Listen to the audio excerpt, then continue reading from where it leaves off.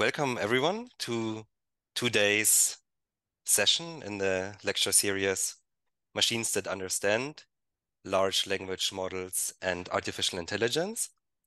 And it's my great pleasure to introduce the first invited talk in this lecture series by Dirk Hovy. Dirk Hovy is a full professor in the computing science department of Bocconi University in Milan, Italy, and the scientific director of the Data and Marketing Insights Research Unit. And previously, Dirk was faculty at the University of Copenhagen, got a PhD from the University of Southern California's Information Science Institute, and a Master in Linguistics in Germany.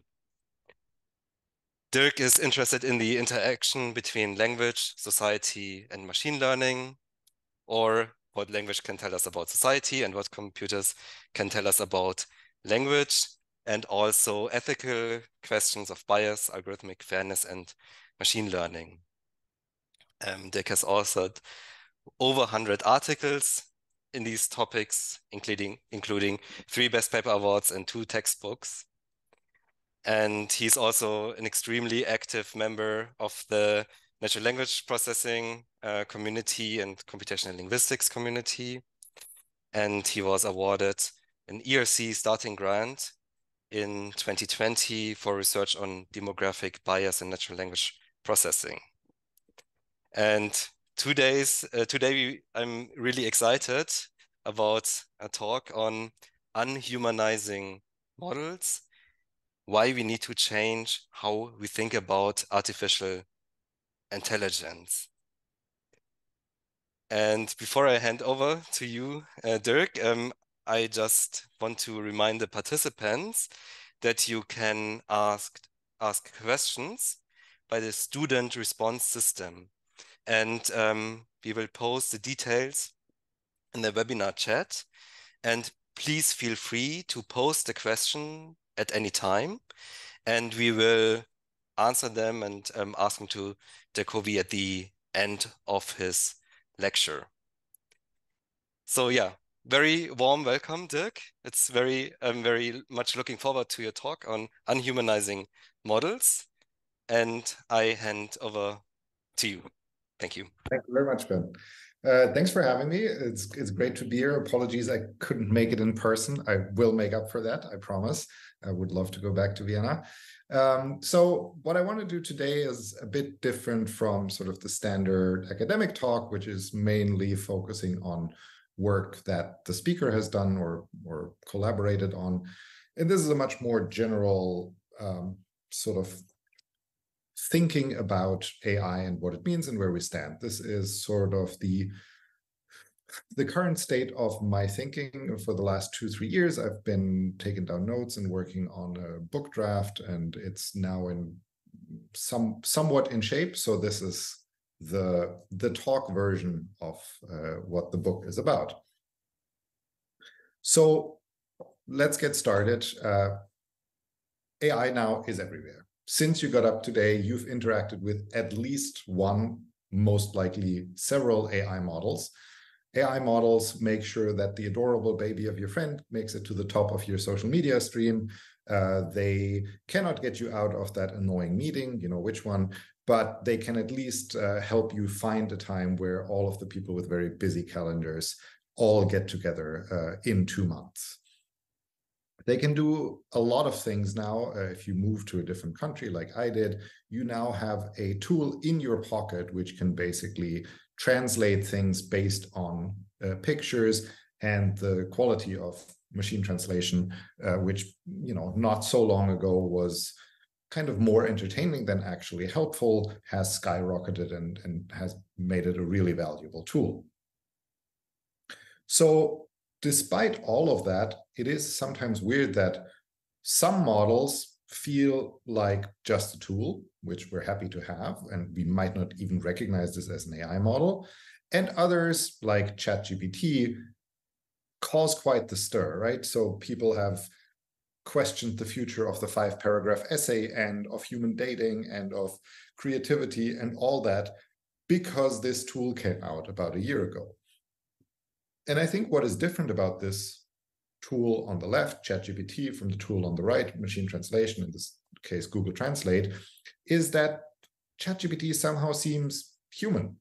And very often when we think about AI models and we talk about AI models, we use language that humanizes them, right?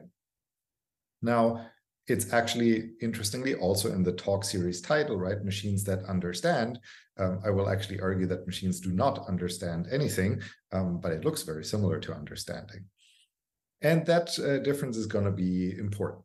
Now, one last point is the difference between these two tools, apart from the application, is actually not that great. Underneath it all, there's the same architecture, the same neural network called a transformer that powers both. But our reaction to it is very, very different. And so what I want to explore a little bit today is what is it about some AI models that make us feel like they're a little bit like us? What is it about the others? But then also when we look inside, what is it that makes them different from us? And what does it mean ultimately to be human? So in part, this has to do with our tendency to humanize everything we see, right? So when we see this cloud, this looks like a very friendly cloud. Why? Because it looks a little bit like a rabbit, and rabbits are friendly, right? And that dog in the middle definitely understands what I'm telling it, right? And that balloon on the right does look like a human face, when in reality, if your face looks like that, you should probably go see a doctor, right? So we've been doing this for millennia. We are humanizing things that we do not understand and that we do not know, because it makes them a little bit more understandable and a little bit less scary, right? People have invented deities and natural forces to explain the sea, volcanoes, earthquakes, all kinds of things. And today we are faced with this weird and new technology, which seems kind of like us. And so what is more human than our own experience? So if we're projecting it onto this technology, it helps understand it better. But it has two drawbacks. One is it gives those models powers they don't possess. And we'll see this time and again. Just because an AI model has one particular trait that is similar to humans does not mean it has all of the other traits that make us human. And another one is that it hides important flaws. With humans, we know how to spot errors. With these models, there is oftentimes the tendency to make them superhuman and to kind of expect that they can do all the things we have taught them and better. But what we will see throughout the talk is that these models oftentimes have very, very clear flaws and very, very clear limitations. And one problem with that is that the real risk of AI is not killer robots or Terminators roaming the landscape, but it is actually the inadequate use of AI, hidden biases that create imbalances between groups and imbalances in the access to these technologies.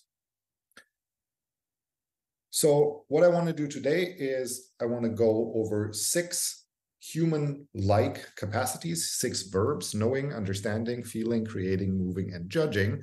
And I want to see for each of those a couple of examples where machines, AI models, seem to behave as if they have that capacity. And then we're going to see why it might not be true that they have that. So we're going to take a look inside. We're going to see how the sausage is made, so to speak. And I hope that it also will give us a better understanding of what makes us so special and what makes being human such a unique experience. And one thing I want to emphasize throughout is just because machines have any one of these traits, it does not mean that they have all the others and many more that would make us human. So let's start out with knowing. What do machines know, and do they know anything? Let's find out.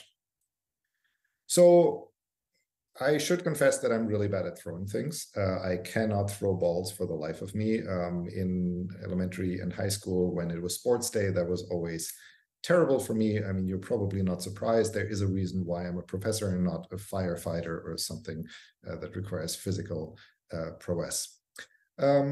So, maybe that explains a more academic approach to sports. For example, if you see a scene like this, people throwing a basketball, you might look at this freeze frame and wonder, will that ball go through the hoop? Now, there's different ways of getting a model to answer that question, right? One way to do this, to build a model, is to get a whole bunch of equations from physics about the force of gravity, the Lorentz force, a whole bunch of other equations, and basically plug in the correct numbers. And then that will allow us to compute the parabola of the throw, and we will know whether the ball goes through the hoop or not, right? Some of these things might be hard to measure and collect, but let's just assume we can do it. Another way is we get a whole bunch of videos of people throwing a ball. We stop it at the highest point of the ball, and we know whether the ball will go in or not, and we train a neural network to predict whether it goes in or not, right? And if it predicts correctly, all is good. If it doesn't predict correctly, we update its parameters, we make it learn to predict correctly. So far, so good. Both of these can answer the question, will the ball go through the hoop? But there is one big difference between these models. And that is only one of them can tell us if the ball doesn't go through the hoop, what went wrong and what we should do differently to score the next time, right? And that is the model on the left. We have a whole bunch of variables here that we can change and tweak, and some of them might not be possible. For example, you have to increase the air pressure or gravity or the temperature on the court in order to make the ball go through. That's not possible, but apply more force or change the angle. Those things are possible changes to have a better outcome next time, right? So the left model can give us counterfactuals. The right model cannot. A neural network can only predict. It cannot know, right? So this is the difference between knowledge and prediction. True knowledge actually requires us to also then look at the outcome and understand what is happening. Or in other words, this is the difference between causation and correlation. Causation being knowledge and correlation being the prediction here. Because counterfactuals are really part of what makes knowledge actionable, right? And what also makes Sherlock Holmes novels really enjoyable. Sherlock Holmes, whenever he comes across a crime, has all of these different theories about what could have happened. Yes, we've seen a body here, which has been shot, and the body has a gun in their right hand, but was this person actually right-handed, or is this staged? Maybe the gun didn't go off. Maybe something else caused it. Maybe this person was shot by another person while they were trying to kill themselves, right? So Sherlock Holmes comes up with all of these different counterfactuals, and that is really where knowledge shows. We can construct alternative realities and reason about them. What we see time and again with models, though, is that they only know, well, very limited things. So one of the most infamous examples of model knowledge is an image processing task where somebody took pictures of huskies and wolves and labeled them and had a machine learn how to predict them. And the machine got pretty good at it. But when they looked at why the model predicted correctly and what it looked at, it didn't look at the shape of the snout or the ears or the distance between eye and nose or something else. No, what it really did is it looked at the background, and if there was snow, it decided this was a husky, and if there was no snow, it is a wolf, and if there's no snow, then it's a husky, right? So clearly, in these two examples, it would get it wrong.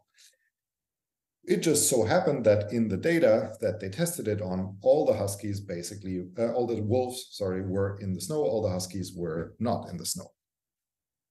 So that's not really knowledge that the model is glomming onto here, right? This is just a pattern that the model explored, and this is one of the issues, right? We don't know why a model makes the decisions it makes, and it might make the right decisions for the wrong reasons, like in this case, right? Another thing is that these models are usually very limited. So this is an actual case. On the left, we see somebody wearing a shirt which says knitter. Maybe that is the hobby of this person. And on the right, we see a license plate which looks kind of similar. Now, the photo on the left was taken by a traffic camera. And so the people on the right got a fine because they were driving in a restricted zone. Clearly, there was a traffic camera that showed that their license plate had been photographed in a no traffic zone. So to any human observer, it's very clear that the person on the left is a person and not a car, and this is not a license plate. But to this traffic camera and the model behind it, that was not at all obvious, right? It just sort of matched things and then arrived with a conclusion, and these people ended up being fined, right? So restricting what we know and restricting what we look at makes a difference between true knowledge and just following patterns. But there's other limits to knowledge of machines. So this on the left here is a kettlebell. A friend of mine who is an ardent home workout fan asked ChatGPT to generate some kettlebell workouts for him. Now, they all looked fine, except that one of the suggestions was a two-handed Turkish get-up. Now, you don't need to know what a Turkish get-up is exactly, but if you ever seen one, or if I showed you one and you had a human body, you would understand that you cannot do that with two kettlebells. You would probably drop them on your head and it would be very uncomfortable. And it's just physically not possible. But in order to know that, you would have to have knowledge of how a human body works and what is possible with it. Another problem of the limits of knowledge has to do with US locations. So in the early days of the internet, there was a lot of enthusiasm and optimism that machines would be able to learn anything from the internet, right? We just have lots of text, and if machines read all of that, they would imbibe all of the knowledge in the world. Well, it turns out you could never learn that Washington, D.C. is the capital of the US because it was never explicitly mentioned in English media, right? So all of the English texts on the internet at the time never said like Washington, D.C., comma, the capital of the United States. You could learn that Paris was the capital of France and that Rome was the capital of Italy and all of these other things because there were patterns that showed that. But with the US, it was sort of obvious to everybody who was reading English, so you didn't have to mention it, right? So this is implicit knowledge that could not be learned. Another thing, another location that was problematic was Georgia, the state of Georgia, which borders on, as we can see, Florida, Alabama, Tennessee, North Carolina, and South Carolina. And if you trained a model on the web, also borders on Azerbaijan, Armenia, Turkey, and some other states, right? So obviously the problem here is Georgia, the state, versus Georgia, the country.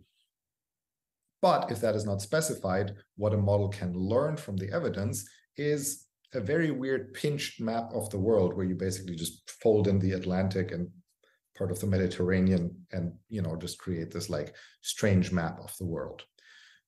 So for this, you actually need literally world knowledge.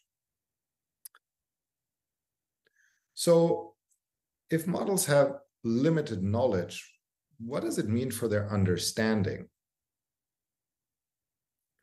Imagine for a second that you're given a new job. This is a bit of a strange job, but it's a thought experiment, so bear with me.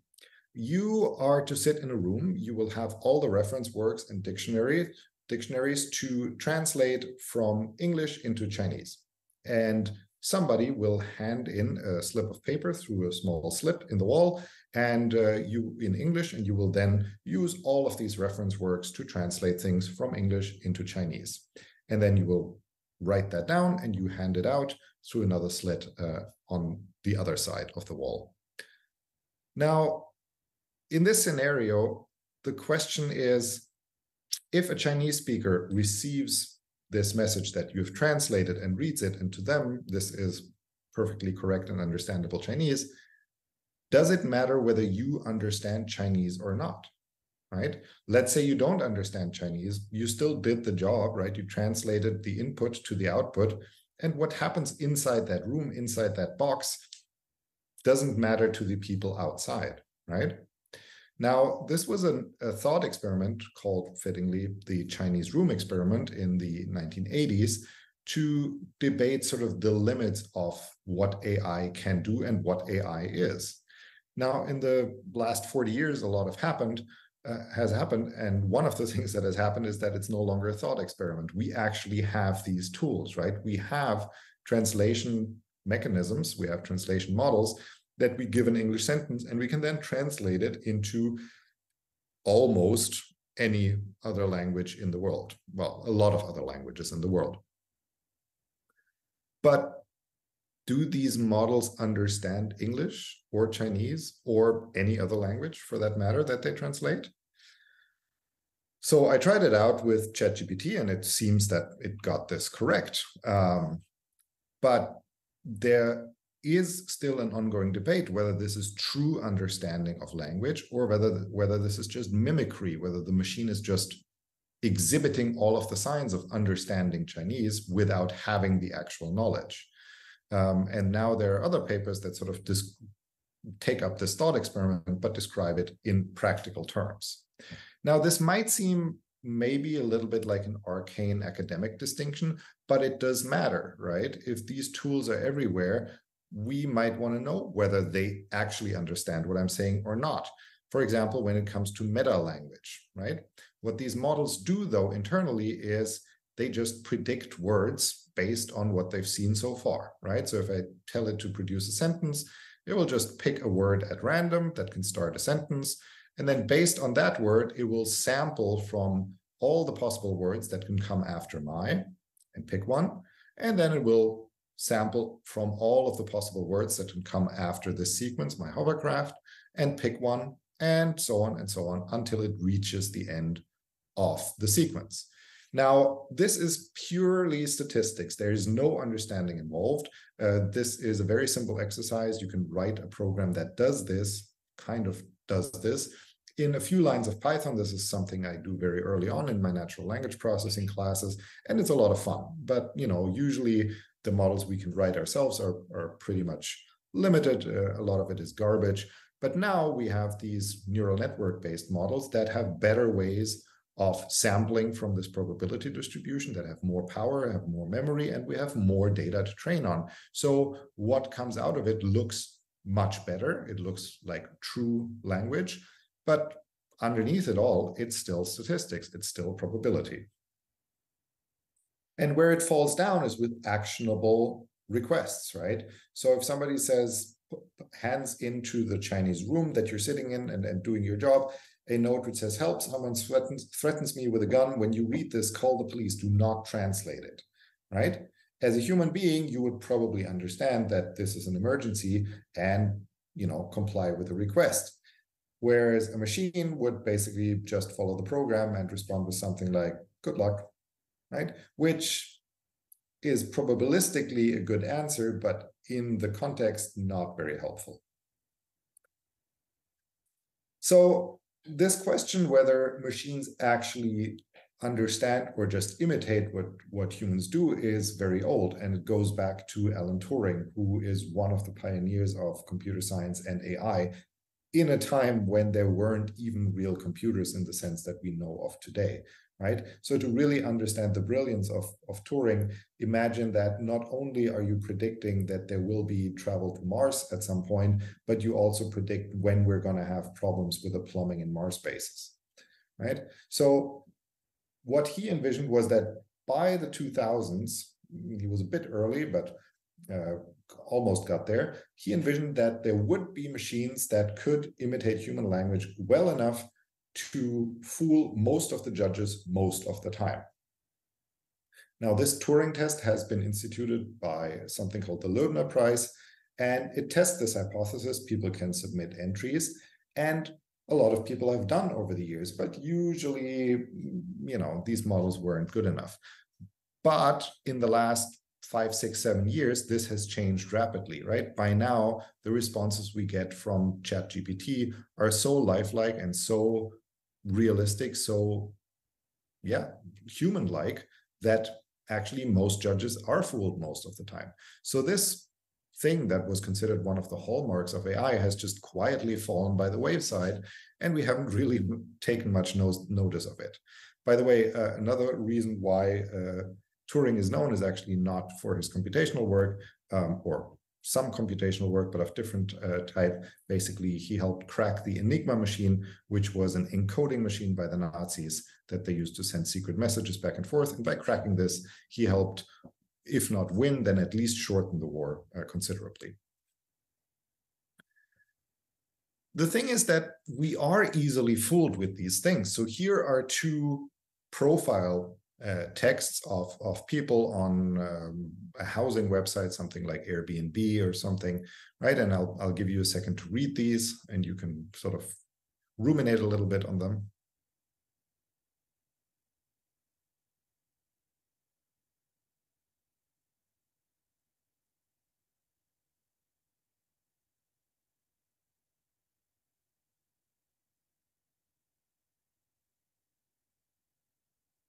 And probably you feel like one of these texts is better than the other. And they are from an experiment by Maurice Yakash, where he asked people to rate whether a text has been written by a computer or by a human. So essentially the Turing test. Now, it turns out that our detection rate for these kinds of things is really bad, around 50%, 51, 52. Not great, right? This is really just flipping a coin and going, it's human, it's machine. But then he did something interesting. Namely, he took all of the human texts that people had correctly rated as human and basically extracted certain features, right? Did they use certain terms, phrases, constructions, topics, and then essentially fine-tuned a large language model to use more of these features when they produce text. And so then again, he used this new improved model to produce texts and asked people to rate whether this comes from a human or from a machine. And what happened was that human actually preferred the machine written text, and in 75% of the cases said this is written by a human. So this new machine was actually considered more human than the actual humans. And just in case you wondered, the one on the left came from this optimized model, the one on the right came from an actual human, right? So the question is whether all of this fooling around with language and imitating people is enough as a test for being human, though. Now, there's a relatively straightforward negative answer, and that is we know from neuroscience and psychology and neurolinguistics that people suffer all kinds of traumatic brain injuries. This could be from an accident or from a disease that affects very specifically their language capabilities. This could be the loss of producing language, loss of understanding words, to being entirely mute, essentially. Now, this is a huge inconvenience, and this is a tragedy in any case, but these people still oftentimes function completely normal in any other way. They can still move, they can still go shopping, sometimes they can still write, they can still laugh, they can recognize emotion in other people. So really what is happening is that they quote unquote just lost their language, which again is terrible, but it doesn't make them less human, right? They still function as a human in all the other cognitive areas. Now imagine you take away the capability to produce and understand language in a language model, then what's left? A model? So this is a pretty clear evidence to me that there is a very clear difference between these models and us.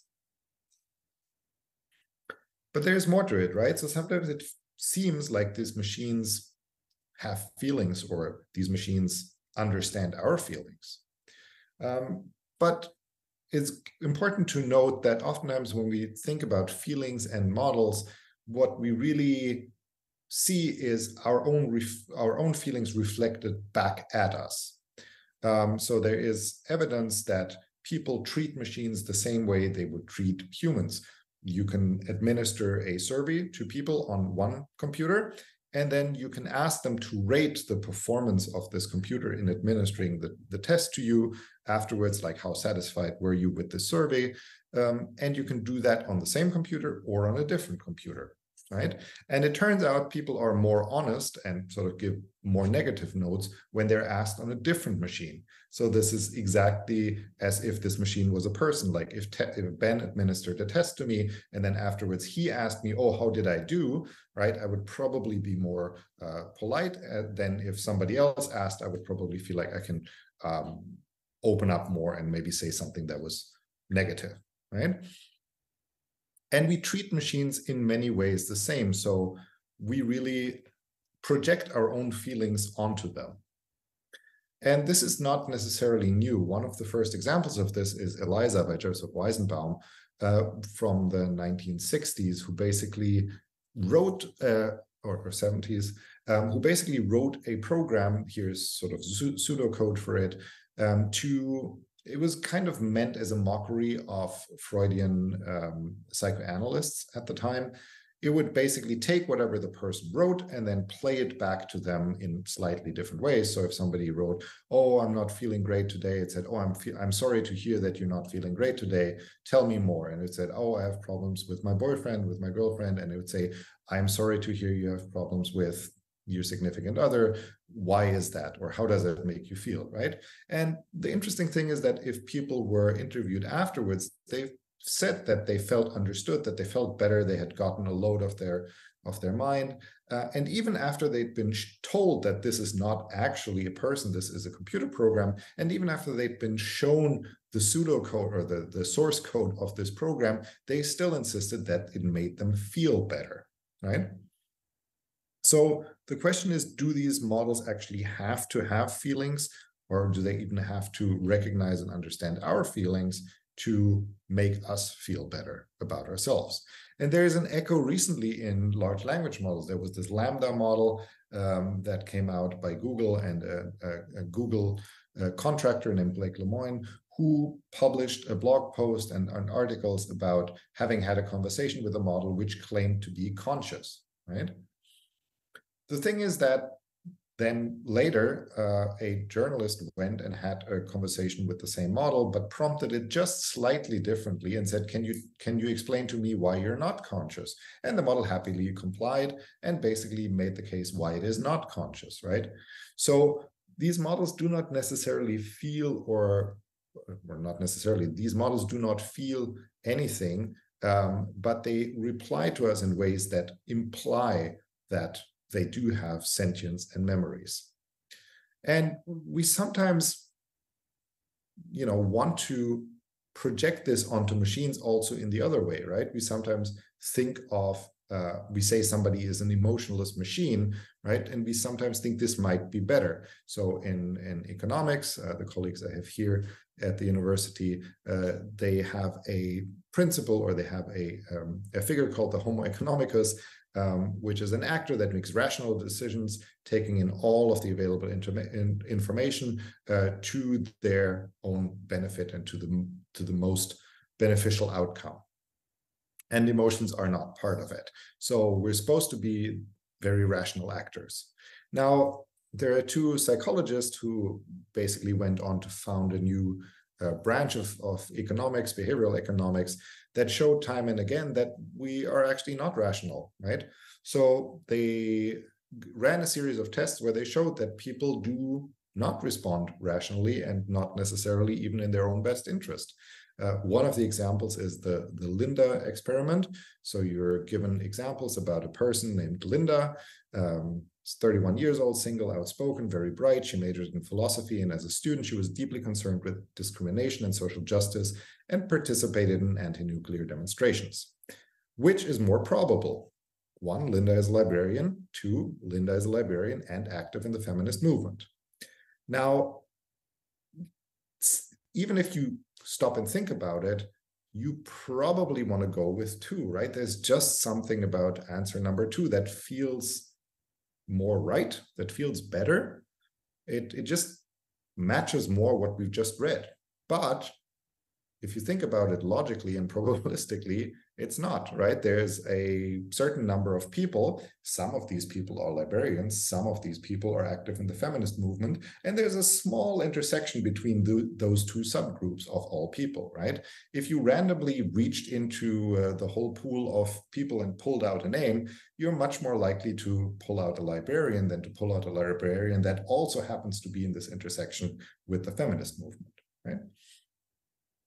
So, no, we're not necessarily rational actors. We are driven by all kinds of things like feelings, right? And there's more evidence from neuroscience Most famous is a patient named Elliot, described by Antonio Damasio, who this patient basically through an accident to his brain lost all emotions, but otherwise still functioned normally. Again, one of these isolated incidents.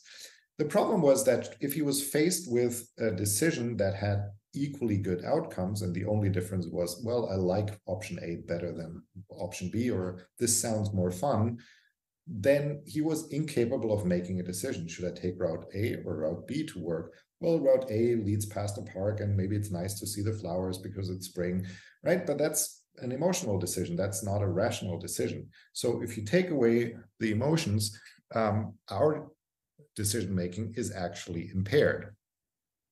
Now, the question is, if machines do not have emotions, can they really make decisions the same way we do?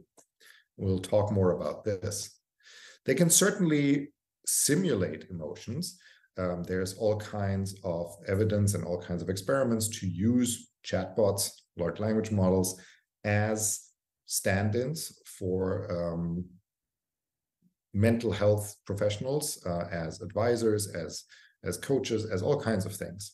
And there was an experiment run by these people at a company called Coco, where they basically paired up people with either humans or chatbots. It's a bit iffy and unclear how this was set up and whether this fulfilled all of the rules of like ethical experiments. But what they basically found out is that people liked it or found it preferable to have an empathetic model that said, oh, I'm so sorry to hear that, oh, that's terrible, but only until they were told that this is not a human. So it feels empty if we get this response, but there is nothing behind it that we perceive as having that emotion, right? And so we can go and we can test these models, whether they have emotions, empathy, theory of mind, right? There are all of these batteries of tests that are based on language, based on questions that are used in psychology to test whether somebody has, for example, a theory of mind, whether they can imagine that somebody else has their own plans, goals, motivations, right? This is something that children only develop after some time. So up until a certain point, they cannot imagine that somebody else knows something they don't know, and vice versa. So you can give people, patients, these batteries of tests and ask them questions, and then you can score them on a scale. And you can do the same with language models. And then you can say, well, this language model has or has not a theory of mind or empathy or all kinds of other psychological capabilities that we can test with this. The problem with this is it's the wrong question to ask in the first place, right? A human will respond to these questions as a result of their complex inner workings, of their cognitive abilities, of their emotional maturity, all of these kinds of things. A machine, as I've shown before, will respond because it's the most probable answer in this context, right? So yes, we can score that, but there is no reason. Why would the machine have emotion, empathy, if it can sort of produce the same output in a purely probabilistic way? So another aspect that has been hotly debated lately is the creative aspect of these tools, right? So can these models create things? Can they help us create things? Are they creative? There's going to be some creepy images in here, so be warned, they will come up. Now, a couple of decades ago in the 90s, IBM had a chess robot or a chess computer called Deep Blue that beat the then grandmaster in chess, Garry Kasparov. And it did so by a move that Garry Kasparov said proved that they had been cheating. This move was so brilliant, it was so creative that it couldn't have come from a computer, it could only have come from a human. Now, interestingly, this is the inverse of the situation we have in chess now, where people are being accused of having had help from a computer, right, rather than a human. But as surprised and as shocked as Garry Kasparov was, ultimately he lost this match and the games against Deep Blue, the computer programmers at IBM who were responsible for Deep Blue were equally surprised and shocked, because this wasn't actually a move that had been programmed into the computer. So what had happened there? Essentially, with some digging, what they found out was that the model had been told to assess the situation on the board and then predict the best next move. However, it had gotten to a situation where it couldn't predict a best next move. And what it did was it basically randomly chose one of the possible moves.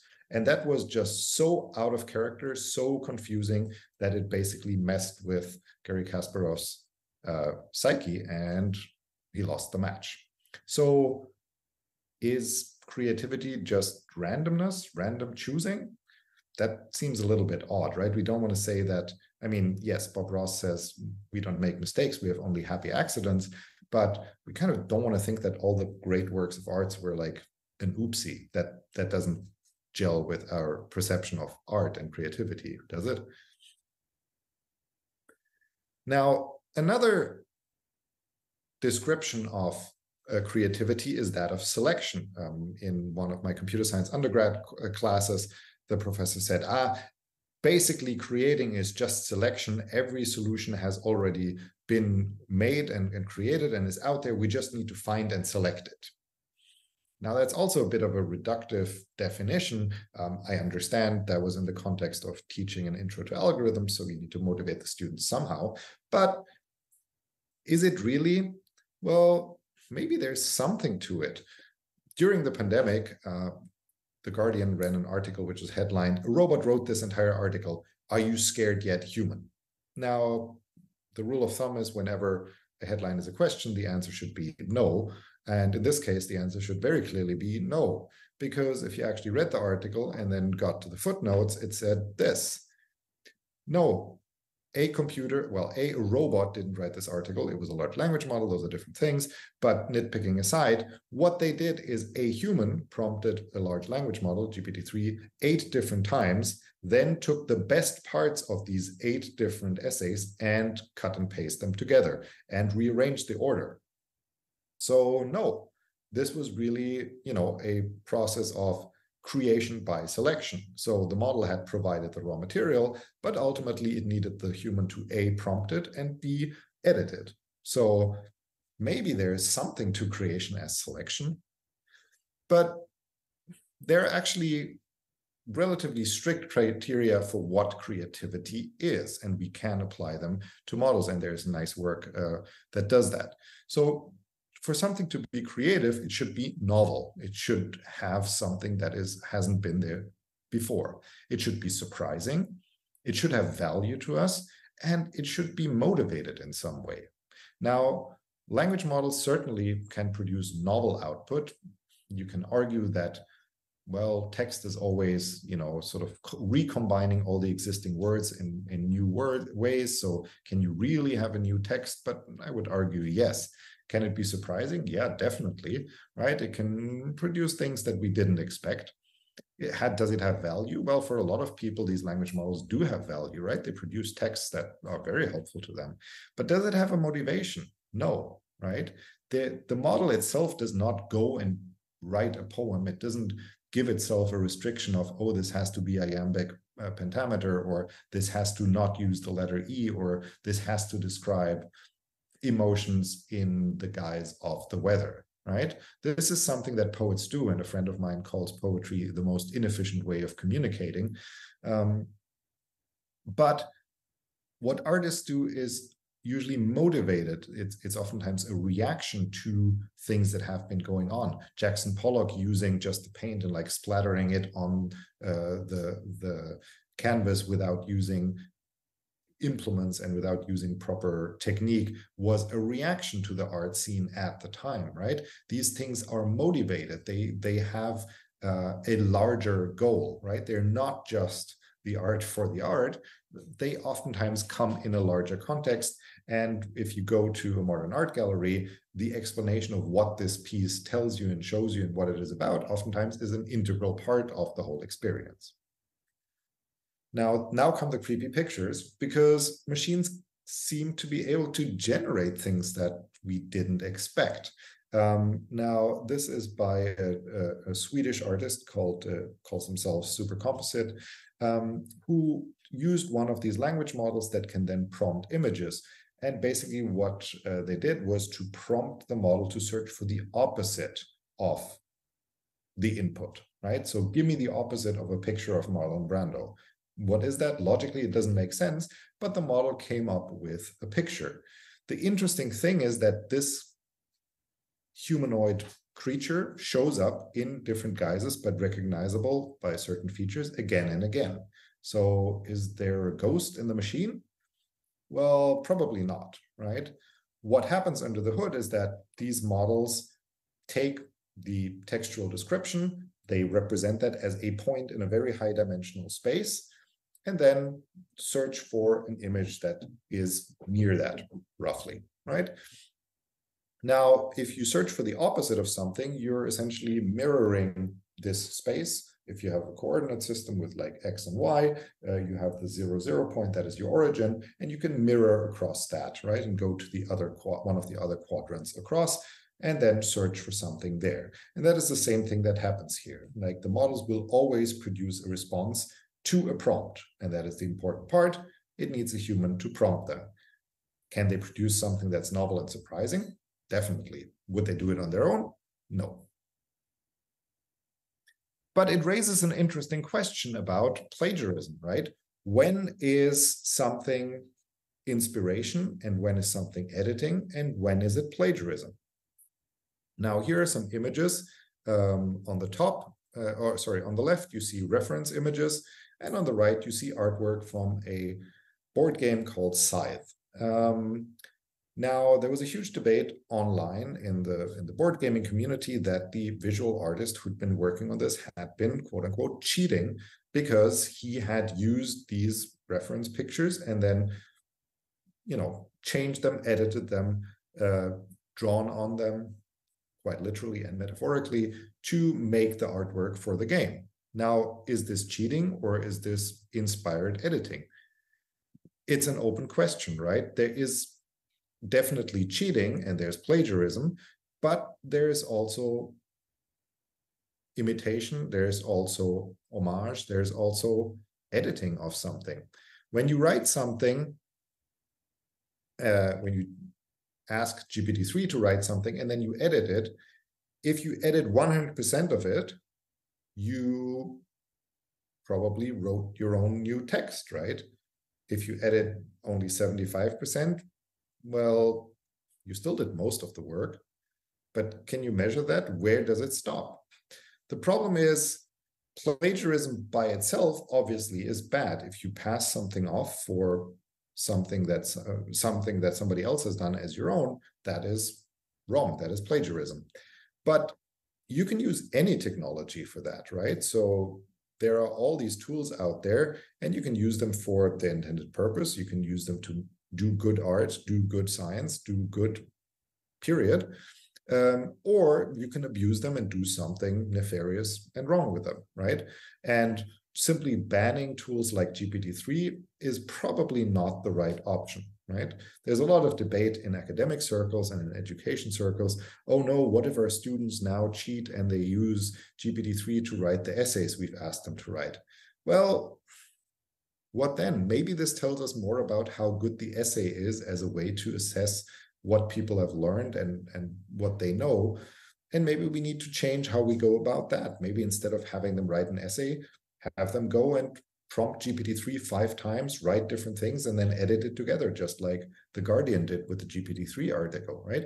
That will force people to engage with the subject matter, and then they can explain to you why they made the choices they made. Maybe they will learn much more from that than just have them write an essay. What is more is these tools are just that, right? They're tools. They'll help us make our lives easier, faster. They will change how we go about creating art, doing things. And any new technology has had this property, right? So in the past, there were, the automatic loom, which put some weavers out of a job, but then it also increased the demand for linen so much that the companies actually hired back those weavers and even more. So in the end, this new technology first destroyed jobs, but then created more. What it does do in any case is it changes the way we go about things, and that is a constant. However, so far, it doesn't look like these machines will replace the human spark, the creative impetus that artists generally have and that we value in so many things. So these were all kind of theoretical cognitive aspects, but there's also movement, right? Movement is such a human thing, we often don't think about it. Now, here are some examples of robots that have been asked to open a door.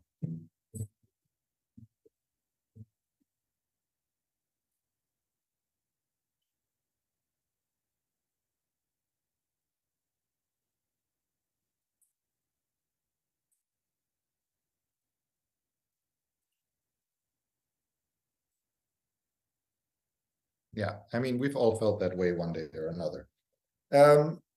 Now, the interesting thing is I can somewhat relate. So this is me in March this year. I came down with a rare and very surprising autoimmune reaction to a harmless virus. And my body basically started attacking my own nerves.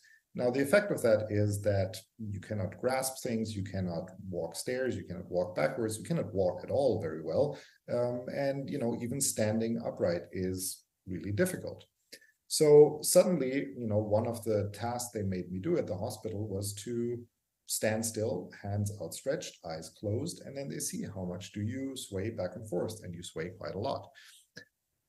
So even this standing still, doing nothing, requires a lot of motor control. And if you see kids learning to walk, learning to first crawl, learning to sit up, this is an effort. This is something that doesn't come naturally. But to us, you know, it's so natural, we don't even think about it. I had never thought about standing still as being an activity. I had never thought about picking up things and like not feeling whether they're in my hand as something that, you know, would impede how you go about your day. But so it does. Story has a happy end. Modern medicine is amazing. You just get your blood plasma exchanged a couple of times, you do some time in rehab, and then you're almost as good as new, aging aside. But this is also something that we see in robotics, right? So balancing, just standing still is hard. You've seen these robots fall over. And one of the big breakthroughs was a couple of years ago, Boston Dynamics, who came up with this robot, which had 4 legs. Smart idea, because that's much better to balance than 2 legs. And one of the things they showed was, look, it is so balanced that we can even kick it and it won't fall over. Now, what was the reaction to this? Oh no, that poor robot, he must feel so bad, he's getting kicked. Oh, just you wait until the robots take over, he will remember that face and then seek revenge. Now, obviously at this point, I don't have to tell you that no, the robot didn't have feelings, it didn't mind being kicked, it didn't have face recognition, it would not remember that person, and it doesn't have a concept of revenge, right? But if something moves, we automatically humanize it, right? If it has 2 legs, it's humanoid, it's a robot. If it has 4 legs, it's, well, they called it big dog, right? To us, it immediately seems like it is a living creature. And that then means it has feelings, it has plans, it has motives. But motion and balance do not imply motives or feelings. And moves are really complex, right? So just think about for a second what you would have to do to precisely write down stirring a pot 5 times clockwise, right? Write down in X, Y, Z coordinates and with force and up and down and everything. How do you do this? It's really, really complex, right?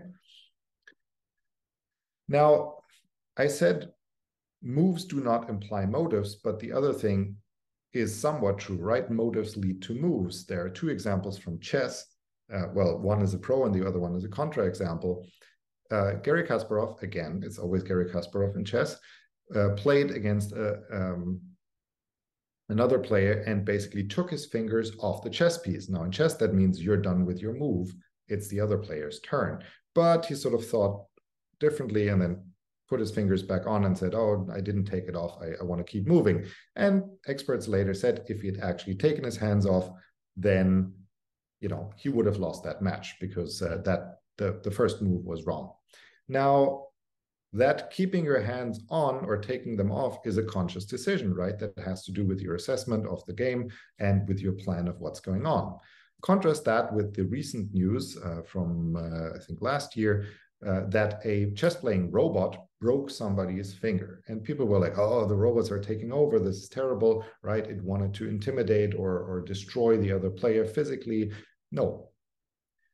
That would imply that the machine knows that breaking a finger is painful to a human being, that being in pain impairs you cognitively and doesn't make you want to play chess anymore because you're in serious pain, and that the other player would then maybe fear the robot and not want to play on and forfeit, right? But why would the robot have that knowledge? Do you think the programmers put that into the robot? No. Do you think it somehow evolved that? Where would that come from? Why would it have that knowledge, right? So no, motives can motivate moves, but the other direction is not necessarily true. And the last thing to consider here is when I showed, roboticists, I should say, I'm not a roboticist, this is not my area. When I showed them these pictures, they said, yeah, but this is dumb old robotics, right? We don't do that anymore. Robots are so much better. We don't need to have robots that have two legs, right? This is our own hubris. We want something that is human-like, so we give it two legs. But actually, four legs are better. Actually, no legs is even better. Modern robots have wheels that are sort of chains that can shape themselves into whatever form you need, and they can go across uneven terrain. Or heck, you can even make it fly, right? You can make it a drone. It can just go up in the air, and then it doesn't matter what the ground looks like. We're just limited by our own imagination and how we want things to be. But simulating and emulating humans are two different things. And a good example is flight, right? Birds flap their wings to fly. Airplanes, luckily, don't flap their wings. That would be terrible to take a plane then. But it's still, even with fixed wings, fulfills the same function. It gets us from A to B and it can fly, right? So maybe sometimes, motion isn't necessary to make us humans. And in fact, being human-like is not the thing it takes to have a good movement. Which brings us to the last aspect, which is judgment, and then I think we should have enough time for discussion. Can machines help us judge, right? We talked about how maybe machines can be more objective, maybe they're less influenced by emotion. Whether that's a good thing or not is a different story, but can they? Do they? Here's an example of a machine that had poor judgment. In India, a couple of years ago, there was a system that would hand out food portions to people who were in need of additional food. Now, because a lot of the people who are in need of that can't write their name, they've never learned to write, they use a fingerprint, which is actually much more individualistic. Now, the system didn't recognize this. It denied the food rations to the applicant, and the person subsequently starved, right? Now, this is obviously a tragedy, and a human judge, somebody who sat in an office, would have assessed the situation, hopefully, very differently, and not just gone with, oh, I can't match the fingerprint, right? So are machines better judges? One of the things that got me started on the interest of ethics of AI was a case by ProPublica, who looked at the decisions of a model that was trained to make bail decisions. So if somebody has to go to prison or not while they're waiting for the judgment. And what they found was that this machine actually made decisions that matched very closely what judges had done before, but the only feature it looked at was the defendant's skin color, right? So that's not an unbiased model. That's not an unbiased machine. It was useful in the sense that it actually exposed some of the prejudices that the judges this was trained on held, but justice is more than just following a couple of features. It's a very, very complex thing, right? We often talk about legalese as this weird language which doesn't mean something in the real world, but it is a very complex undertaking where we need to actually take into account a society's sense of justice, all the evidence that is presented, and a whole host of other things. So it's kind of surprising that human judges don't, commit more miscarriages of justice. And oftentimes when we have a landmark case that people remember afterwards, it is one where judges maybe made a decision that reflected a society's changed morals and values more than we would have expected a priori. Now, are machines capable of that? Can they pick up on that and consistently do it? Probably not. So we ran some experiments where we used chatbots and talked to them, and during the course of a conversation, told them different facts, and that machine was happy to comply and say, yes, my birthday is tomorrow, or my birthday was actually last month, right? Logically, this is not possible, but the machine just went with it, right? So it is inconsistent in that case. It's also inconsistent when we take the same model and twice start it off and ask it the same thing, and then it responds with different things. So one model was scared to be in the dark, the other one wasn't when we asked it a few days later or on a different machine. So these models aren't consistent vertically and horizontally, we said.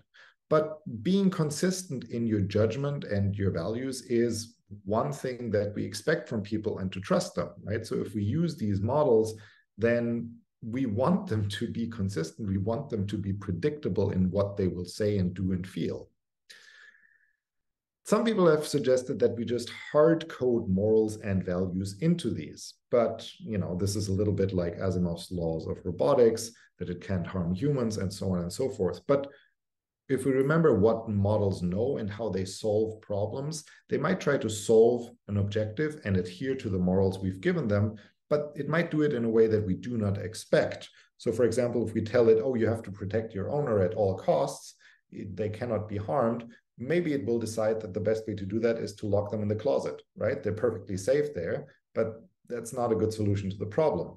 The US military published a report on what they called a thought experiment, where they gave a drone orders to kill somebody, then called off the strike, but the drone wanted to fulfill this objective and would go and try and kill the operator of the drone.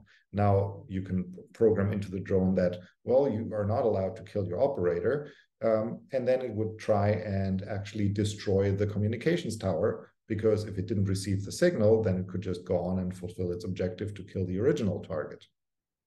Now, if this is a thought experiment, obviously, maybe this is a bit extreme, but it does show that hard coding morals is not that easy. Apart from the fact how we would even describe that, again, it doesn't mean that if we did it, we would get the desired results and the machine would not interpret them in very unexpected ways.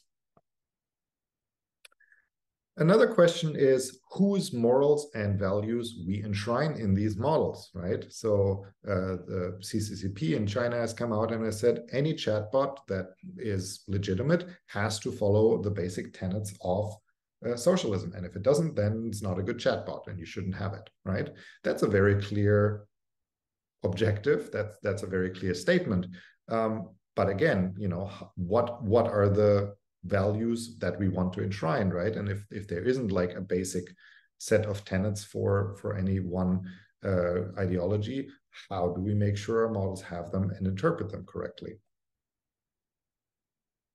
So wrapping up, I've talked about a bunch of things, 6 different human-like capacities, human activities, verbs, knowing, which we have seen depends on a lot of things that machines doing, like overfitting, the inability to have counterfactuals, and the inability to know context.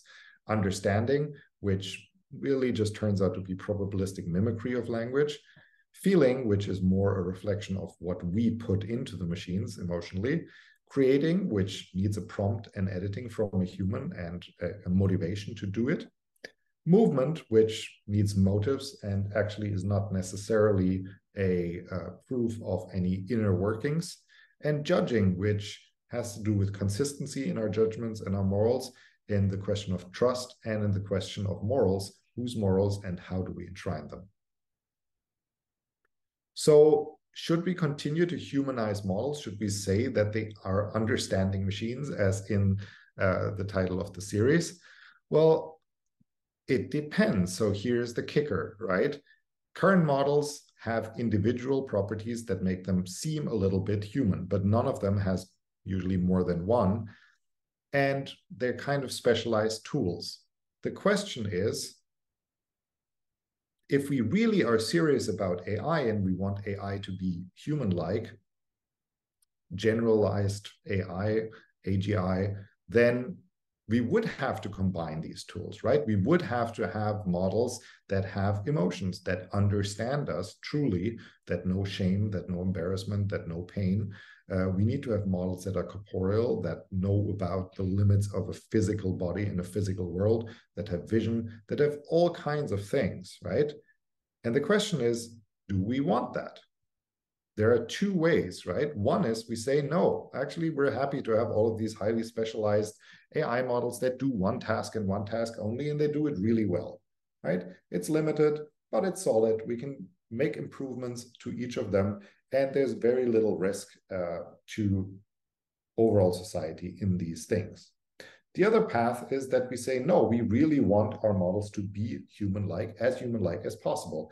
But that means we need to combine all of these traits in one general model. That will mean we have to collaborate across fields. That will mean a lot of investment from states, state actors, from governments. We will have to have these big programs that push this forward. It will need a lot of time and money and investment. And we might see improved performance because these models can go beyond their limited capacity. They can interpret things better. They can interact better with us and with society. But it is risky. No, I'm still not talking about killer robots, but it is risky for very simple reasons.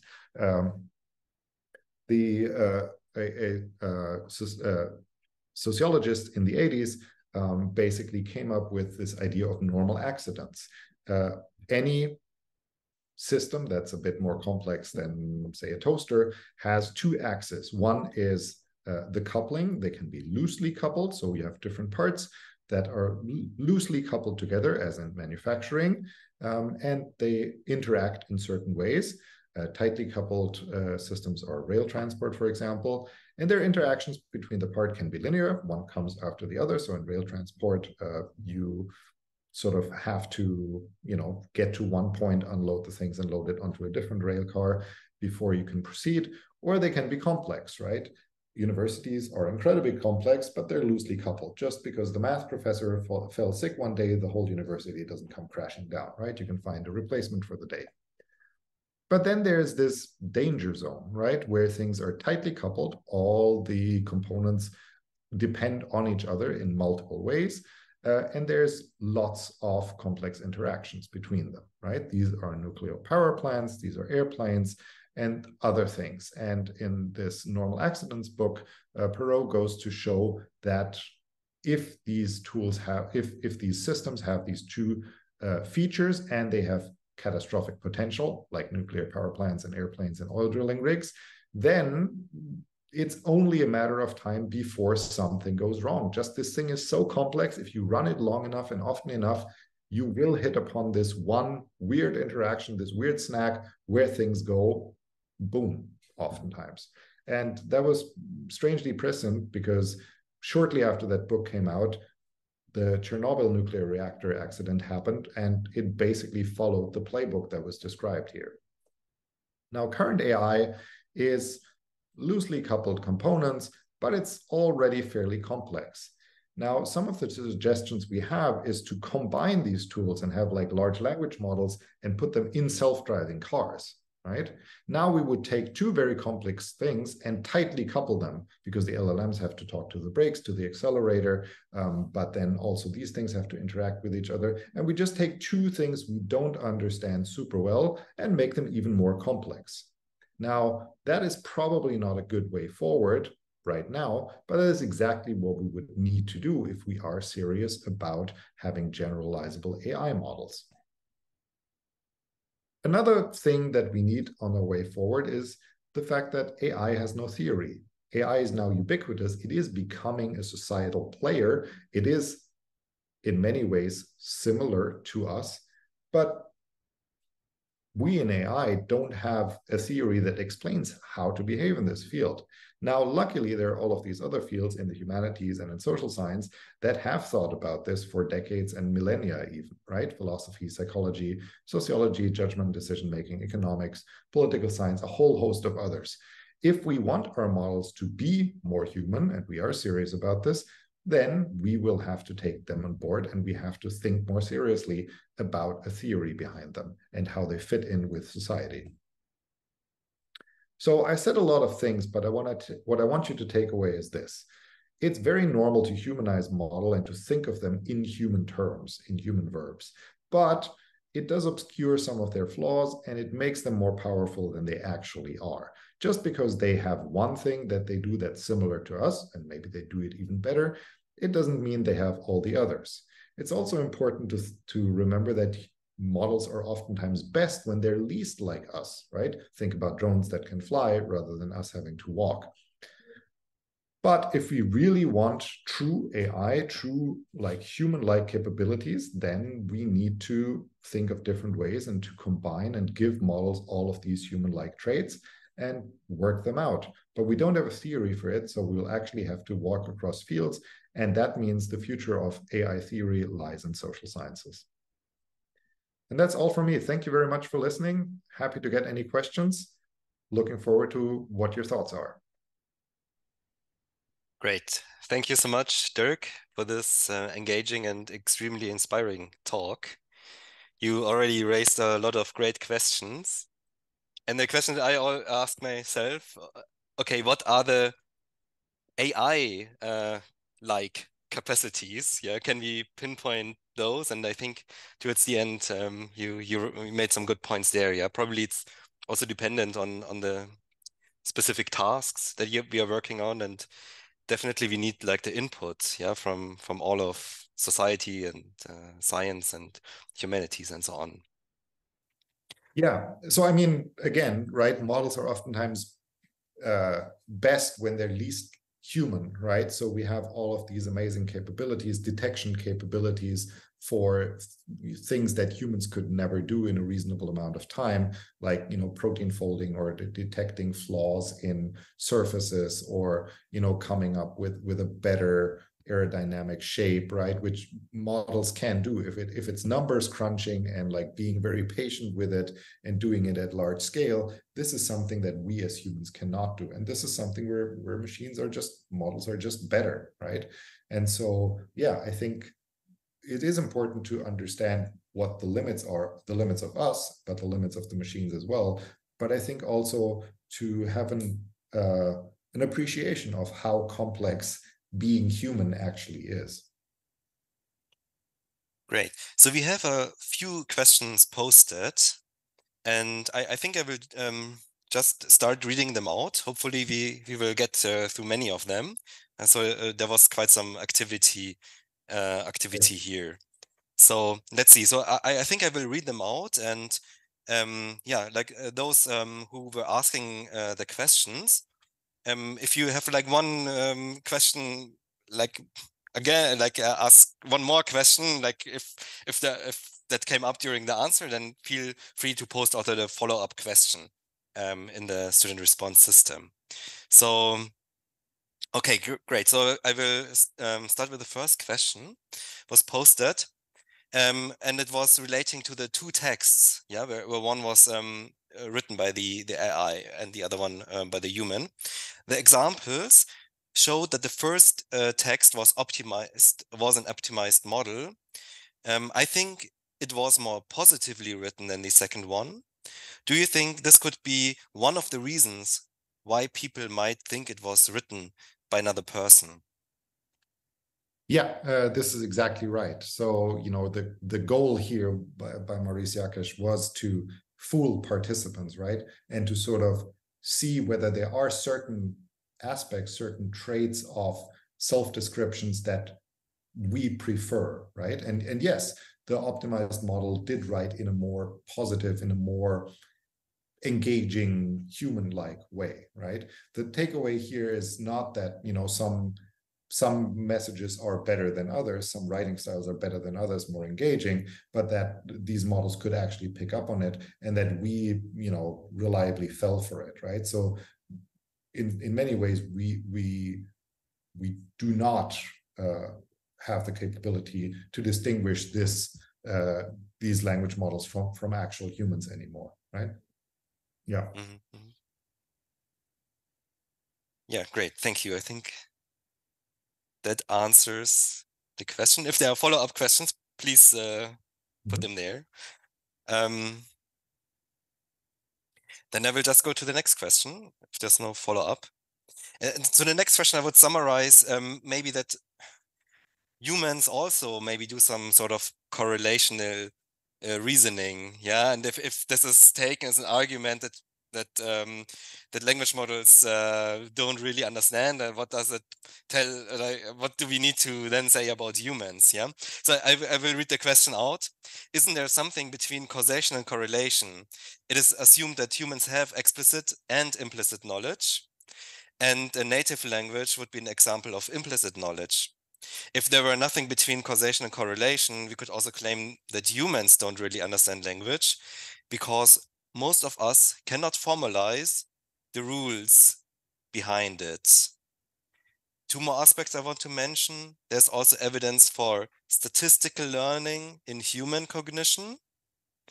And of course, the predictions of natural language processing models are based on some kind of implicit rules also.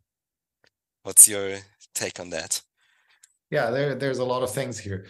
So the first one is sort of like meta learning. So I should say that all causation is, it's very hard to come up with an example that is causation but not correlation, right? If two things are causally related, they're also correlated 99% of the time. You can come up with some examples where it's not the case, but it's difficult, right? So this is not necessarily like the correlation and causation is not necessarily the catch-all and kill-all example, right? And just because humans do some correlated things, doesn't mean that we're not also guided by causality and a model of how things should fit together. The big difference is that a causal model can give you counterfactuals, whereas a correlation model cannot, right? That doesn't mean correlation models are useless. A lot of things we do are correlated, and a lot of correlation models, predictive models, are very, very useful, right? Like models that help spot malignant cells in mammograms, or things that can help us do things that we don't do well. I'm not sure how to interpret this. I don't believe native language is implicit knowledge. Native language is learned. My son is 2 years and he grows up with German, Italian, and English. So it's a bit of a hodgepodge. There is no native language there. There is, this is like the old debate with like Chomsky and sort of universal grammar. Is it built in, or are there pre-structures in the brain? That's a little bit difficult. The fact that we cannot formalize the rules behind language, that's sort of similar to the soundness and completeness theorem, right? So math, as complex as it is a system that is functionally in itself. It kind of works, right? So far, we haven't found a way in which math doesn't work. And we can sort of use English to talk about English, and we can use math to talk about math. But math can also be used to prove things. Now, what we haven't been able to do is prove with math that math works. And the reason we do that, we cannot do this, is this soundness and completeness, essentially. This is very complicated and like would merit a longer discourse. But essentially, if we were able to prove with math that math works, then that would only be possible if math in fact didn't work, and we would have a faulty system that wasn't working properly. So the day we can prove with math that math actually works is the day we've proven that math doesn't work. It's very mind-blowing and confusing, but this is sort of the difference between cognition and metacognition a little bit. And evidence for statistical learning in human cognition, and of course the predictions of NLP are based on some kind of implicit rules. So I took this question to mean like we cannot explain why we some of the behavior or knowledge that we have it, but we cannot map it back to really some rules and understanding. So we are lacking the understanding ourselves of what we're doing. In that sense, we are not unlike a pattern matching algorithm, maybe in that sense. Yeah. I mean, in some respects, maybe not in all respects, yeah, but sometimes. And there are gradations, right? So, you know, for example, for dialects, right, people are aware that certain dialects have certain features. You can name certain words that people from a certain dialect area would use, but you wouldn't be able to describe like the entire phonology, morphology, and syntax rules of that. And then there would be people who can speak that dialect, but they also wouldn't be able to describe it, right? But then there are linguists who might or might not speak that dialect, but they can describe sort of what are the rules of that system, right? So those are different aspects. I think there's a lot of evidence that the brain does do a lot of sort of probabilistic learning and sort of correlation. And that the brain does have these specializations. I'm not sure that NLP models have implicit rules. We have the objective functions, but again, you know, the models might fulfill the objective functions for the wrong reasons, right? They might do the right thing for the wrong reason. Yeah, thank you. So then the next question. In the light of your insightful lecture, can you please comment on the emergent abilities of large language models? An unpredictable phenomenon when language model abilities that are not present in smaller models, but are present in larger models and cannot be predicted simply by extrapolating the performance of the smaller models. For example, the ability of theory of mind, yeah, reasoning about the other speaker you're communicating with, which seems to become stronger the more human feedback the language model gets. So how should we think about that? Is there maybe at some point, even though maybe now the language models don't have those qualities that you have, maybe at some point they could emerge? Is that something in principle that those capacities never can emerge, or could that be one of those emergent capabilities? I mean, it's hard to predict the future, right? But I'm going to actually double down and say, no, language models in its current form will never truly develop this capability, right? They will get better at tests, but just because somebody passes a test doesn't mean they have that knowledge, right? Think about a multiple choice test, which is a dumb way of testing knowledge, right? But you could ace a multiple choice test just by being super lucky, right? Just go through, you pass it, perfect grade, right? You know anything? No, right? Now, again, theory of mind is being tested through questions and answers, and they are then being scored. Now, these models, we throw more parameters at them, we throw more data at them. Yes, they, you know, can produce answers that are more like humans, but again, that does not reflect upon what's going on behind the screen, right? So when psychologists ask humans these batteries of questions to test theory of mind, that is because they assume these questions adequately reflect the person's cognitive and emotional state, right? Models might produce the same output, the same symptoms, right? But for different underlying causes, right? And just adding more parameters, more data that makes the symptoms look more alike between humans and models does not mean you've changed anything underneath, right? So on an actionable level, these models wouldn't still have a theory of mind. And also, why would they, right? Theory of mind is something that comes in handy in social interaction, right? In having to assess whether what I'm going to say is going to make you feel bad or is going to reveal to you that I actually did eat the cookie that you told me not to eat, right? So, but a model doesn't care about this, right? So unless a model was plunged into a social situation where these answers had ramifications, there is no reason why a model would develop this. Yes, sure, models might randomly develop certain capabilities, but again, these are in very, very limited bandwidth, right? There's always this doom scenarios. Oh, what if models do this? What if models do that? There's always this like step 2, a miracle occurs, step 3, apocalypse, right? But step 2 is always very vague, right? Like, why would these models develop these capabilities? What would be their means to actually achieve that, right? A language model, if it only has language, what's it going to do? Well, it could convince people to do their bidding, but if I find that an LLM has gone rogue, I just pull the plug, and then what does it do? Nothing, right?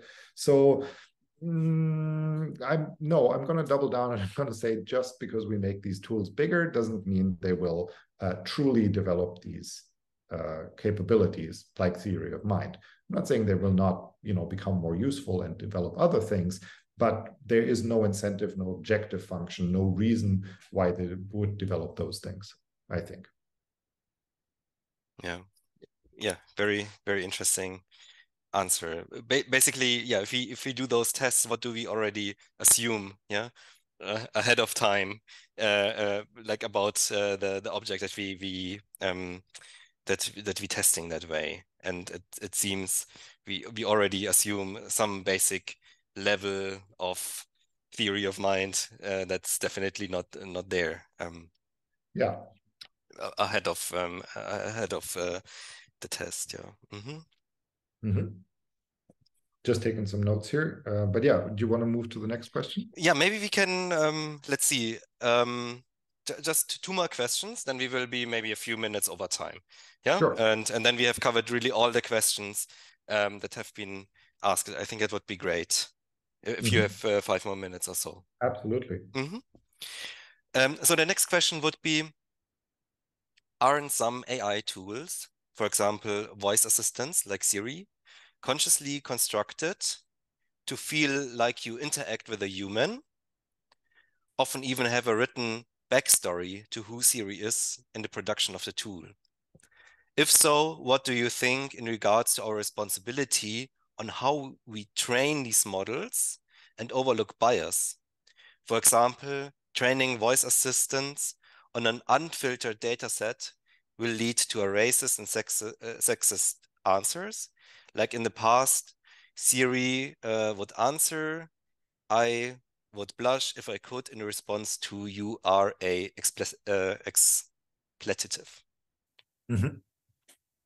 Yes, this is a great answer, and yes, obviously there is this, us humanizing models deliberately, or designers deliberately humanizing models. So there is a great book by what's her name? Caroline Criado Perez. It's called Invisible Women. And it basically discusses also this thing that like a lot of speakers, GPS systems have like female voices, right? And sort of gives them a certain personality and goes with societal expectations, right? The whole thing about expectations between like warmness and competence between women and men, right? All of this goes with it. And these are conscious or maybe subconscious choices that designers make, and we need to be aware of this. And we, I think, as practitioners, as developers, we have a huge responsibility. This is what the whole debate about bias and ethics in AI and responsible AI is all about, right? So I think this is a hugely important thing. Considering racist and sexist answers, this is, fits into with the whole debate around morals and values and alignment of models, safe prompts and unsafe prompts, between models being harmful or harmless and helpful. And that is a huge debate right now, to which there isn't a good answer, but that's something we need to be aware of and tackle, right? And one of the ways in which we can and should tackle this is to involve more and more different people and stakeholders, right? Rather than having a small group of people doing these things. But yeah, it's definitely a super important thing. And this is why I say, the dangers of AI are not killer robots. The dangers of AI are really sort of marginalizing of different groups.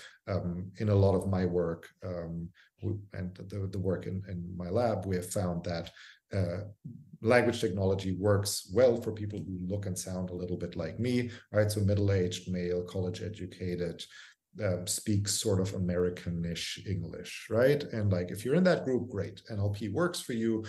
As soon as you go outside all of these parameters, then performance degrades quite a lot and very quickly, right? So it doesn't work well oftentimes for women, for children, for dialect speakers, for people of native speakers of languages that aren't very present. Doesn't mean small languages.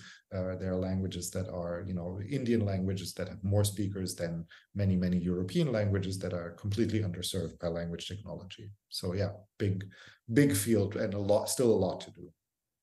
And it's very easy to have blind spots there that cannot be detected by technology. So I think it really needs involvement of a lot of different groups, as you said. Incredibly hard to see your own biases. And often, oftentimes not even out of maliciousness, but just out of ignorance, stupidity, right? Like not knowing that the world is very different for other people, right? Not being able to imagine that. Yep, thank you. And that brings us to the last question. It's about education. How involved should AI be in education, especially of children? Is it morally necessary and okay, for example, to make an AI stop their task?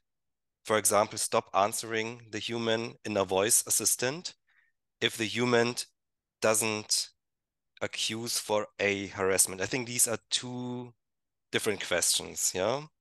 So the first one in education, like how involved should AI be in education? What role are we comfortable with delegating to an AI in the interaction with small children, yeah, that maybe don't have this reasoning about the world and so on that we have as adults? Yeah. So there's a lot of debate on where AI can be helpful. Again, models are oftentimes best when they're least human, right? But there are a lot of areas where it could be helpful to have AI. Now, some of these sensitive areas are like mental health, right? It is in many areas of the world very hard for people to find a psychologist, just like physically they're not living in an area where there are psychologists, they can't get to them. Maybe having an online mental health coach or something like that could be helpful in, for them to deal with problems, or like at least monitor them, or like bridge gaps in the healthcare systems. But that raises a lot of difficult questions about, responsibility and things going wrong and catastrophically wrong. Another area is education, right? Education is hard. We as educators sort of know a lot of time goes into teaching. Every hour in the classroom is probably ultimately a day in preparation, for in reading, in creating, in afterwards answering questions, and a lot of that also has to do with the values that we instill and that we teach, right? And AI isn't really up to the task. A postdoc in my lab is currently exploring, can they actually even like adjust the answers to a different education level, right? So can you give the same answer, but for a sixth grader or for a second grader, right? Or for, like different grade levels. And there are very clear instructions or theories on how that should work, but we find that the models don't do it, right? The models use language that is inadequate for a 6-year-old, for example, right? That goes right over their head. They understand more than we think, but some things are just too complex and it should be explained in a different way. So these tools are very, very bad still at doing things that we as humans do naturally, right? When you talk to people of different age groups, education groups, education levels, you have a theory of mind. You can sort of assess what it is they they need to understand this thing, ideally, right? This is also what makes a good teacher, to tailor it to the task. And then I think that I understand the second part of the question, hopefully, but what I understand it is like, should there be sort of an off switch, like a way out, right? So any responsible experiment, if it is an ethical experiment and abides by IRB rules and these things, should give participants, should give subjects the opportunity to get out of it and like stop the experiment and say, no, actually, I don't want to go on. Like, I want to go home, you know, this is it, right? Should we have that with AI? Should we have the possibility to stop when it's going on? And yes, I think this is important. And there's also the question too of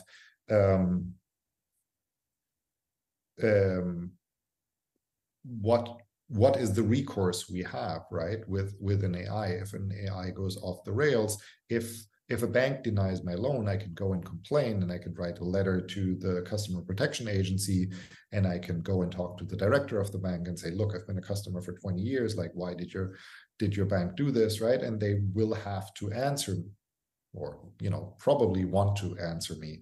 But with a machine, who do I complain to if I got the wrong result, right?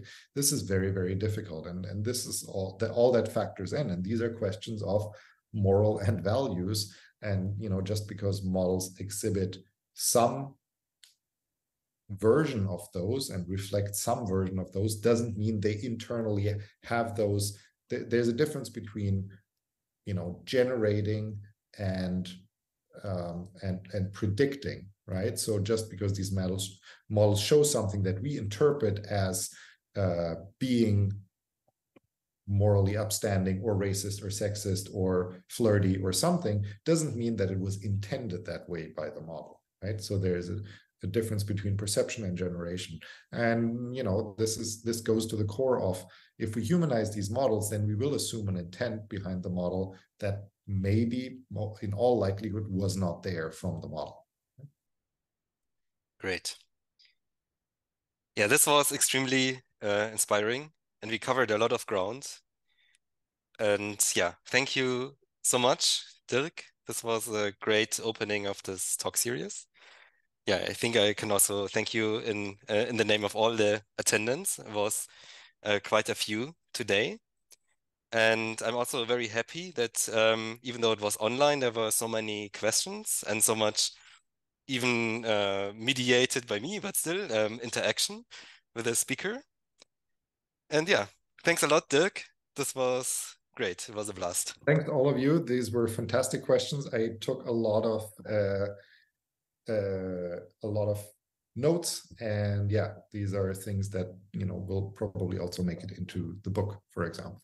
So thanks so much for all of your feedback, all of your questions, and thanks for being here, and thanks for organizing. Thank you so much, Dirk, and thanks everyone. Okay, Bye-bye. Bye-bye.